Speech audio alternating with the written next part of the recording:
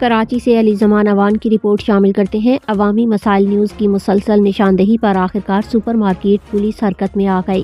تھانہ super market کی حدود، جہاں منشیات کے عادی افراد کے منظم ڈیرے قائم تھے، جہاں بچے، بوڑھے اور خواتین سرے عام نشہ کرتے اور اپنی قیمتی زندگیاں تباہی کے دہانے پر لے جا رہے تھے۔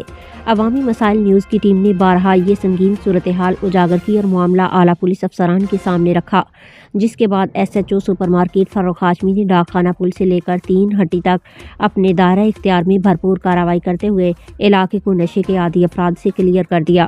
اس کارروائی سے اہل علاقہ نے سکھ کا سانس لیا اور ایک اہم سوال بھی افسران بالا کے سامنے رکھا: کیا سپر مارکیٹ کی یہ کارروائیاں چند دن تک محدود تو نہیں ہوں گی؟ اس پر اب مکمل کنٹرول کی ضرورت ہے، کہیں پھر پولیس خاموش نہ ہو جائے، کیونکہ سینکڑوں کی تعداد میں موجود یہ نشے کے عادی افراد عوام کے لیے شدید پریشانی اور خوف کا باعث بنے ہوئے تھے۔ تاہم اب اصل اور اہم سوال یہ ہے کہ ان نشے کے عادی افراد کو منشیات فراہم کون سا گروہ کر رہا تھا؟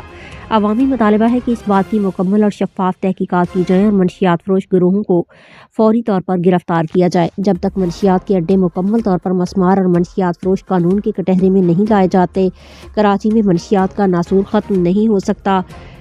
اگر حکومت اور فلاحی ادارے آگے بڑھ کر ان نشے کے عادی افراد کے علاج اور بحالی کا بندوبست کریں تو نہ صرف قیمتی انسانی جانیں بچ سکتی ہیں، بلکہ یہی لوگ معاشرے کے کارآمد شہری بھی بن سکتے ہیں۔ عوامی مسائل نیوز، عوام کی آواز، عوام کے ساتھ۔